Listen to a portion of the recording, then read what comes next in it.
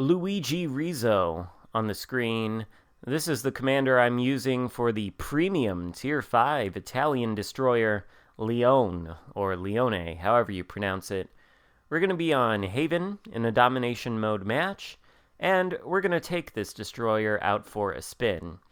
You'll recall, I think, when it was first released, that I gave it a pretty negative review. Didn't think it was a good ship, and I thought its implementation into the game was somewhat lazy.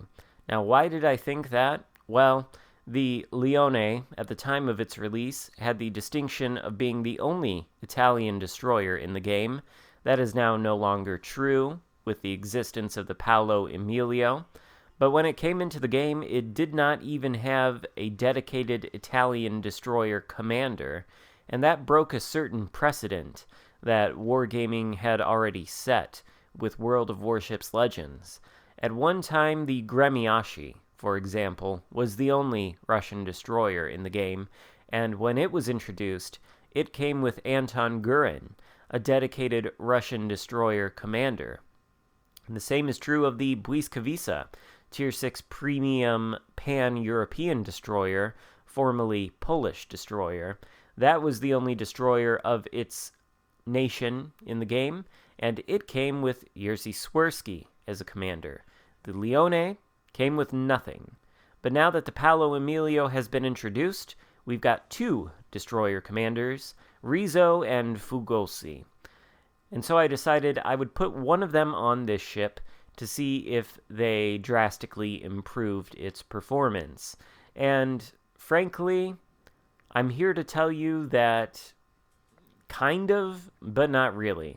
And I should note that the screenshot that I showed you in the beginning with this commander build is not actually the build I'm using in this game. It's just the inspirations are different. I've got Bay as one inspiration on the game you're seeing, and Sims, I believe, as the other inspiration.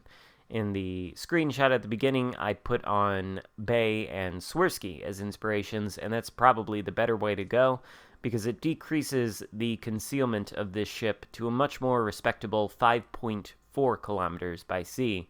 You can see right now that we're sitting at 5.8, so we are a little bit more conspicuous than we otherwise might like to be. What else, though, does Rizzo do for this ship? Well, I can't remember what his skill in the first row is called. It's the one that decreases reload time. Got the guns reloading in just over 8 seconds now, which is a little bit better than what they were before.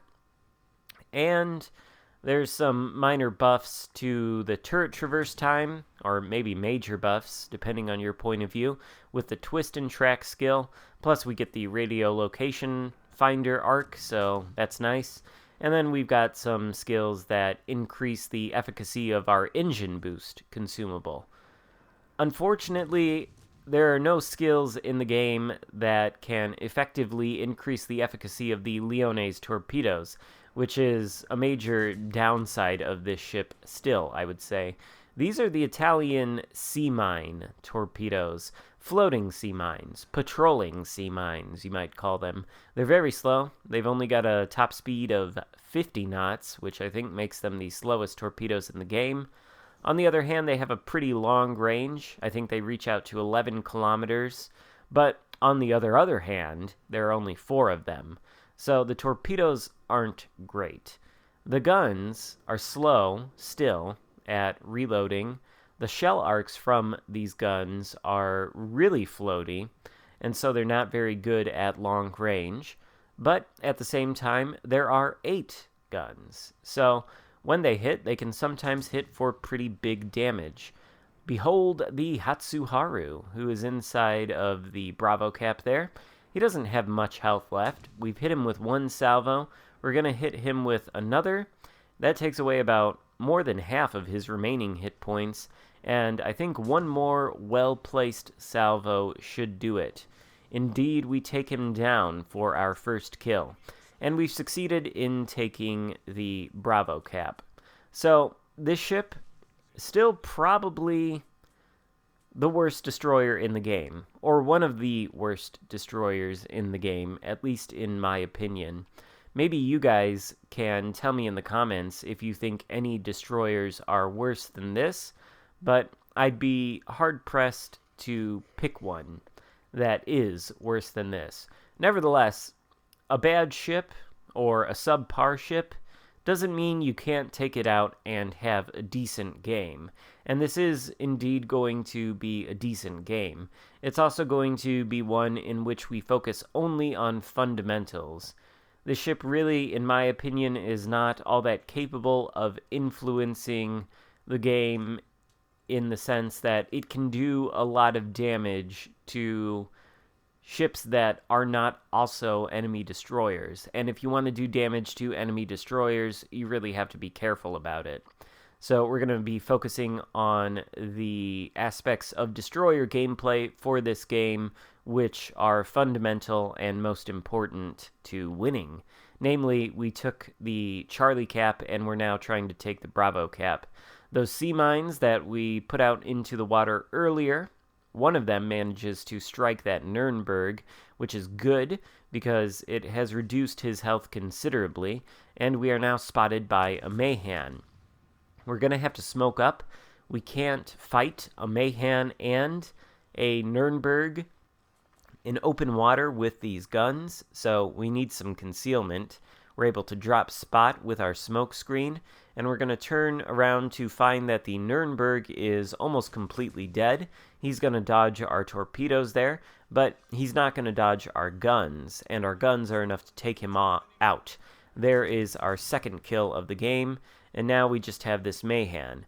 Now, the Mahan is a far superior gunboat to the Leone. It only has 5 guns in comparison to the Leone's 8, but it fires them at a much faster rate. Nevertheless, we got the drop on this Mahan. We were able to remove some of his hit points early on in this duel, and the way he's positioned his ship, he can't get all of his guns on target, and in fact, he's just stopped shooting. So we're able to take him out for our third kill of the game.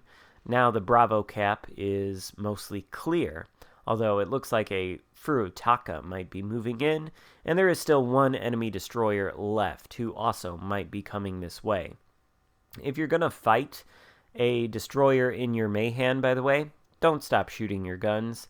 I think that guy could have done a real number to me if he hadn't tried to do what I assume he was doing, and that is launch torpedoes. Not exactly a winning proposition on his part.